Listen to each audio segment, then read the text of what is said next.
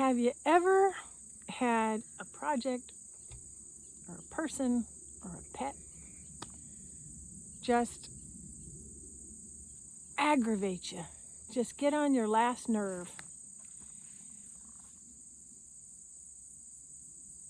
You were just trying to, get something done, and it just wasn't working out,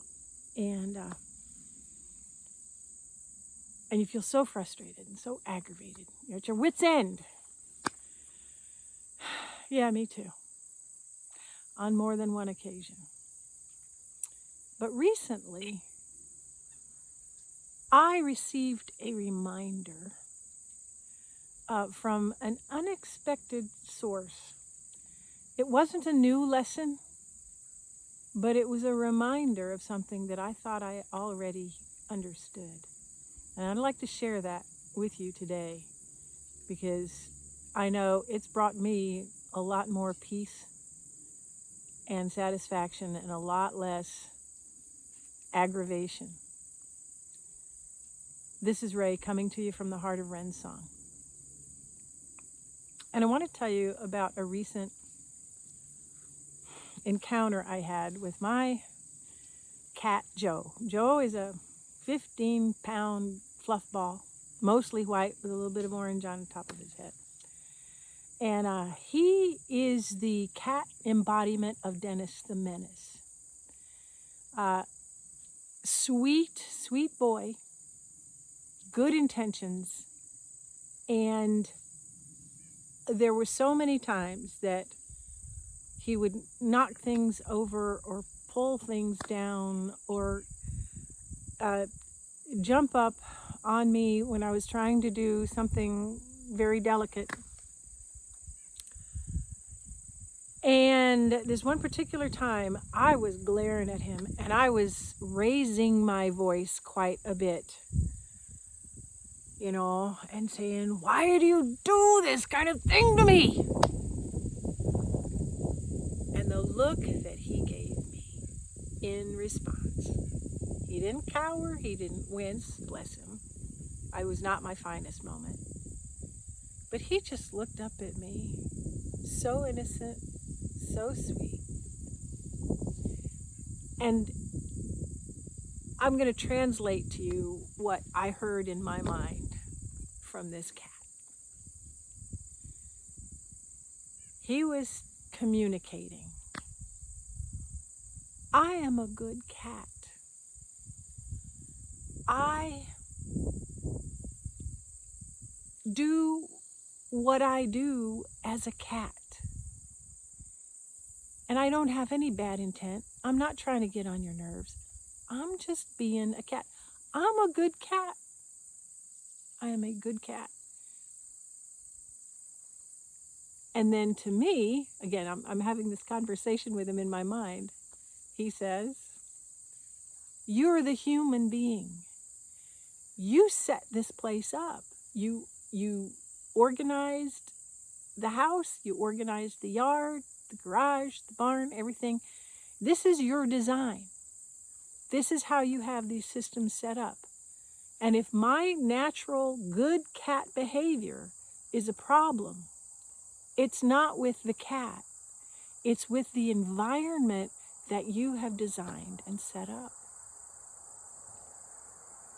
And I just had to, right away, all my agita and all my blaming him, it was like, doggone it, you're right. I am the human. I'm the one who sets all this stuff up. I am the one who chooses to do the things the way I choose to do them. And I understand cat behavior. I really do. When I sit back and I think about it, I can tell you what cats are most likely to do in any given situation. But that perspective was missing from parts of my household setup. Now, there's a lot of cat behavior that I have set up appropriately. I have considered in setting up certain parts of the house. But there were still some ways that I was doing things and some ways that I was arranging the physical environment that did not consider normal, good cat behavior. And that's on me. Now, to really absorb that and let that sink in, I had to eat a little humble pie.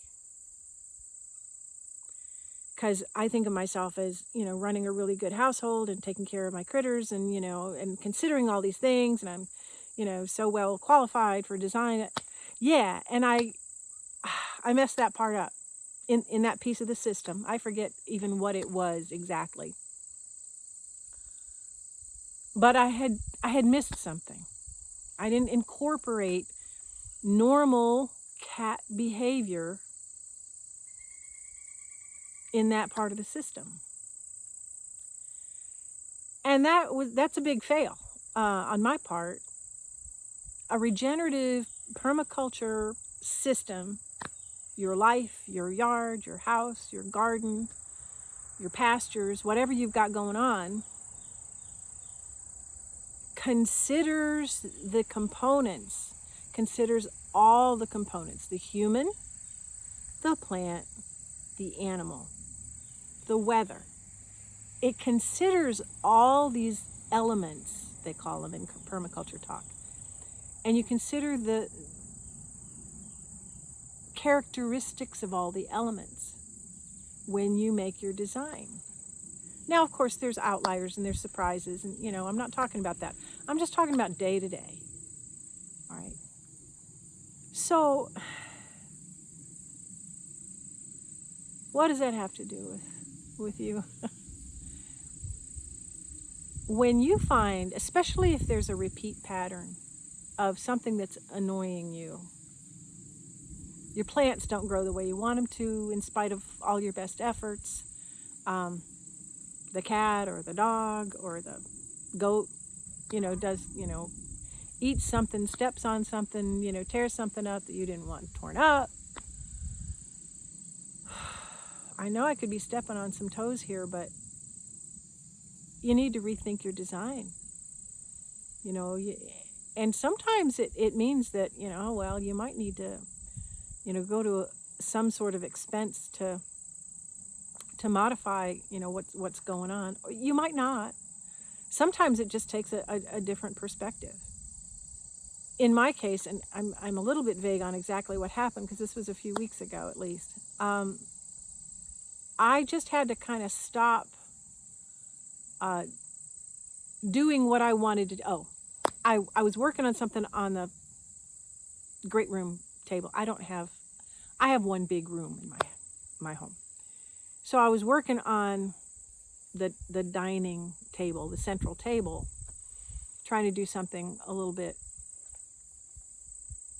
delicate. Well, the cats have access to this. They can jump, and they do. Cats jump up on things. Okay? Newsflash. And I realized that what I needed to do was move this activity to somewhere where the cats wouldn't get at it, or do this activity during the time when the cats were not in the house. I have indoor-outdoor cats. So that was all it took. I was like, right, I have to stop and think a second and say, in fact, sometimes when I'm concentrating on something, I know this about cats. If I'm concentrating on something and they want to get in on it. They're social like that. What's so interesting? Let me help. I just have to think that through a little bit and say, okay, let's do this where they're not going to be tempted to come up and try to participate, and then I give them, a glaring look and raise my voice and, say things I'm not proud of.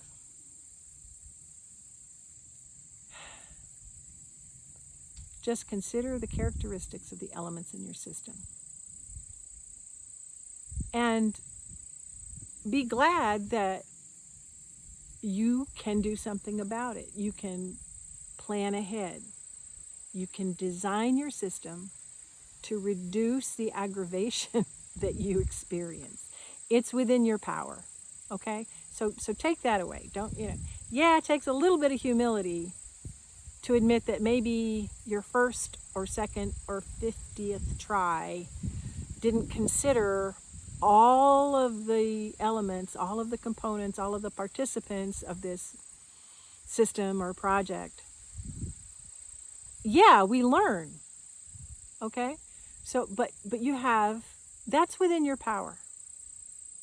That is something you can manage. And then when you get it straightened out, sometimes, you got to try some things and see what doesn't work first. But when you get it sorted out, your anxiety level drops, your satisfaction level goes on, you got a little more peace in your heart. And those around you, I tell you, they'll be glad because they don't need that aggravation either. So much of the time, yes, there are exceptions. So much of the time, once we figure out what we can do, how we can set this up, everything and everybody just kind of smooths out and has a much better experience. So for today, don't give yourself a hard time about it. Just think about, something that maybe has been bugging you. And first, cut yourself a break. Say, oh, I see what's going on now. Second, give yourself a little time to sort it out. And then be happy with yourself for beginning that process of sorting it out. It is a lifelong process. Things change, it's a dynamic system. I will have to make other adjustments over time as either new behaviors come up or, new activities come up that I need to, consider, where and when I'm doing them. And that's part of the joy of it. You get to keep trying, you get to adjust. And sometimes I feel like it's almost like, surfing or snowboarding or something, you keep doing it, but it's different every time. Because I want you to have some joy and some peace in your life. I want you to feel like you have some power in your life. Maybe not total control, but you do have some power in your life. Some agency is another word for it, to manage things in such a way that are better for you and better for those around you. This is Ray coming to you from the heart of Wren's song. Be blessed. See you next time.